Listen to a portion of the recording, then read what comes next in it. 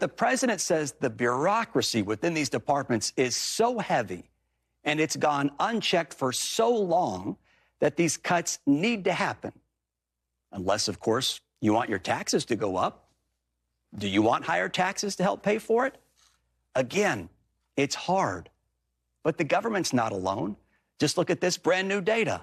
Last year, our government cut 151 jobs. And this year, the same government has already cut more than 62,000 jobs. But look at all the other industries making cuts. And these might impact you or your loved ones. Retail, tech, even consumer products. If they make cuts to balance their books, why can't the government? If you're forced to do more with less at your job, why can't the government? Still, as DOGE continues to do what DOGE does, there are mixed reviews. Some people love it, others cannot stand it. New polling shows that DOGE is not a hit with young people, or at least not with young Democrats. 71% of those polled between the ages of 18 and 34 say that they strongly or somewhat disapprove of the work that DOGE is doing. But take a look at this. When you break that down by party, nearly 70% of young Republicans do approve, while less than 10% of Democrats and 29% of independents approve. So let's explore this further now with Robert Bluey. Come on in, my friend. He's the executive director of the Daily Signal, also the president. Don't want to leave out those titles, my man. The last time we talked about DOGE, Elon Musk gave you a retweet on this very program. Sure, so it's catching people's eyes. You cannot deny that DOGE is uncovering some interesting things, no matter which side of the aisle you're on. It absolutely is. And you'll remember, going back to the Clinton administration, that Democrats for a long time wanted to cut waste, fraud, and abuse. And I think that what's happened here, Kris, is that you have a situation where Elon Musk is such a prominent figure in the course of these cuts that he has taken on maybe an outsized personality. And that's probably why the polling reflects the numbers that it does. Yeah, a lot of finger pointing when it comes to who's making the cuts and how it's being done. Elon was on Joe Rogan's podcast, and he gave yet another example of the government failing to protect our tax dollars. Listen to this real quick. He gave an example of what's happening in state Treasury, which is improving rapidly. That's responsible for almost $5 trillion of payments a year, roughly $1 billion an hour. You could put a payment through with no payment categorization code and no description on the payment. Basically untraceable blank checks. This is the kind of thing that if it was done as a public company, the company would be immediately delisted and the executive team would be thrown in prison. How about that?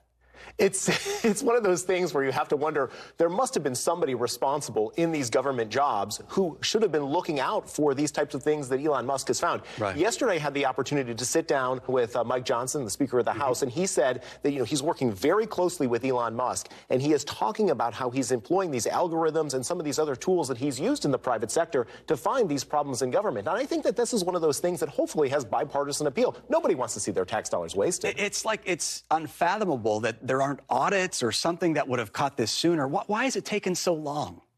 It's a good question, and it really is one of those things where I think the politicians talk a good game when they're on the campaign. When it comes to actually doing the hard work in Washington, D.C., there's always special interests in constituencies that want to preserve their piece of the pie. And so that's why this is going to be what Mike Johnson calls the Super Bowl of appropriations bills this year, because it's their final opportunity to get things right.